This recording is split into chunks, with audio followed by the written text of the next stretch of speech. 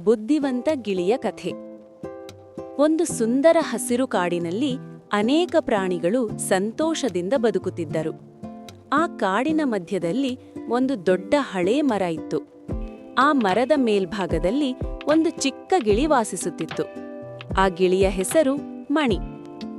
ಮಣಿ ಸಾಮಾನ್ಯ ಗಿಳಿಯಲ್ಲ, ಅದು ತುಂಬ ಬುದ್ಧಿವಂತ ಮತ್ತು ಧೈರ್ಯಶಾಲಿ. ಕಾಡಿನಲ್ಲಿರುವ ಎಲ್ಲಾ ಪ್ರಾಣಿಗಳಿಗೂ ಅದು ಪ್ರಿಯವಾಗಿತ್ತು, ಏಕೆಂದರೆ ಮಣಿ ಯಾವಾಗಲೂ ಇತರರಿಗೆ ಸಹಾಯ ಮಾಡುತ್ತಿತ್ತು. ಒಂದು ದಿನ ಕಾಡಿನಲ್ಲಿ ಭೀಕರ ಬಿಸಿಲು ಶುರುವಾಯಿತು. ನೀರು ಕಡಿಮೆಯಾಗತೊಡಗಿತು. ನದಿಗಳು ಒಣಗಿದವು. ಎಲ್ಲ ಪ್ರಾಣಿಗಳು ತುಂಬಾ ಕಷ್ಟಪಟ್ಟು ನೀರನ್ನು ಹುಡುಕುತ್ತಿದ್ದರು. ಹಸುಗಳು, ಜಿಂಕೆಗಳು, ಕರುಗಳು ಎಲ್ಲರೂ ದಾಹದಿಂದ ಬಳಲುತ್ತಿದ್ದರು. ಆ ಸಮಯದಲ್ಲಿ ಮಣಿ ಆಕಾಶದಲ್ಲಿ ಹಾರುತ್ತಾ ದೂರದ ಪ್ರದೇಶಗಳನ್ನು ನೋಡಿತು. ಅದು ಬಹಳ ದೂರದಲ್ಲಿ ಒಂದು ಸಣ್ಣ ಕೆರೆಯನ್ನು ಕಂಡಿತು. ಆ ಕೆರೆಯಲ್ಲಿ ಇನ್ನೂ ಸ್ವಲ್ಪ ನೀರಿತ್ತು. ಮಣಿ ತಕ್ಷಣ ಕಾಡಿಗೆ ಮರಳಿ ಎಲ್ಲಾ ಪ್ರಾಣಿಗಳಿಗೆ ಈ ವಿಷಯವನ್ನು ತಿಳಿಸಿತು. ಆದರೆ ಸಮಸ್ಯೆ ಏನೆಂದರೆ ಆ ಕೆರೆ ಕಾಡಿನಿಂದ ಬಹಳ ದೂರದಲ್ಲಿತ್ತು. ಎಲ್ಲಾ ಪ್ರಾಣಿಗಳು ಅಷ್ಟು ದೂರ ಹೋಗಲು ಶಕ್ತಿಯಿಲ್ಲದಿದ್ದವು. ಅವರು ತುಂಬಾ ದುರ್ಬಲರಾಗಿದ್ದರು. ಅಂದಾಗ ಮಣಿ ಒಂದು ಯೋಚನೆ ಮಾಡಿತು. ಅದು ತನ್ನ ಚಿಕ್ಕ ಚಿಕ್ಕ ರೆಕ್ಕೆಗಳಿಂದ ನೀರನ್ನು ತಂದುಕೊಡಲು ಪ್ರಯತ್ನಿಸಿತು. ಅದು ಕೆರೆಯ ಬಳಿ ಹೋಗಿ ತನ್ನ ಚೂಪಾದ ಚೊಂಚಿನಿಂದ ನೀರನ್ನು ತೆಗೆದುಕೊಂಡು ಮರಳಿ ಬರುತ್ತಿತ್ತು. ಆದರೆ ಅದು ತುಂಬಾ ನಿಧಾನವಾಗಿತ್ತು.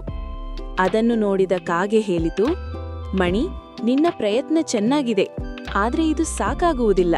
ನಾವು ಎಲ್ಲರೂ ಸೇರಿ ಕೆಲಸ ಮಾಡಿದರೆ ಮಾತ್ರ ಯಶಸ್ಸು ಸಿಗುತ್ತದೆ. ಮಣಿ ಅದನ್ನು ಒಪ್ಪಿಕೊಂಡಿತು. ತಕ್ಷಣವೇ ಎಲ್ಲಾ ಪಕ್ಷಿಗಳನ್ನು ಸೇರಿಸಿತು. ಗಿಳಿಗಳು, ಕಾಗೆಗಳು, ಪಾರಿವಾಳಗಳು ಎಲ್ಲರೂ ಸೇರಿ ನೀರನ್ನು ತರಲು ಆರಂಭಿಸಿದರು. ಅವರು ಒಂದು ಸರಪಳಿಯಂತೆ ಕೆಲಸ ಮಾಡಿದರು. ಒಂದು ಪಕ್ಷಿ ನೀರನ್ನು ತೆಗೆದುಕೊಂಡು ಬರುತ್ತಿತ್ತು, ಮತ್ತೊಂದು ಅದನ್ನು ಮುಂದಿನ ಪ್ರಾಣಿಗೆ ಕೊಡುತ್ತಿತ್ತು.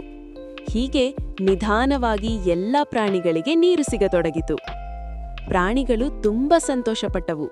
ಅವರು ಮಣಿಯನ್ನು ಹೊಗಳಿದರು. ಆದರೆ ಕಥೆ ಇಲ್ಲಿ ಮುಗಿಯುವುದಿಲ್ಲ. ಒಂದು ದಿನ ಕಾಡಿಗೆ ಒಬ್ಬ ಬೇಟೆಗಾರ ಬಂದನು. ಅವನು ಪಕ್ಷಿಗಳನ್ನು ಹಿಡಿಯಲು ಜಾಲವನ್ನು ಹಾಕಿದನು. ಮಣಿ ಇದನ್ನು ಗಮನಿಸಿತು. ಅದು ತುಂಬಾ ಚತುರವಾಗಿದ್ದರಿಂದ ಒಂದು ಯೋಜನೆ ಮಾಡಿತು.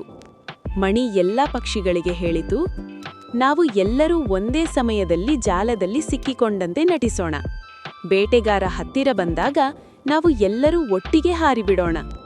ಪಕ್ಷಿಗಳು ಅದೇ ರೀತಿ ಮಾಡಿದರು. ಬೇಟೆಗಾರ ಹತ್ತಿರ ಬಂದಾಗ ಎಲ್ಲಾ ಪಕ್ಷಿಗಳು ಒಟ್ಟಿಗೆ ಬಲವಾಗಿ ಹಾರಿದವು.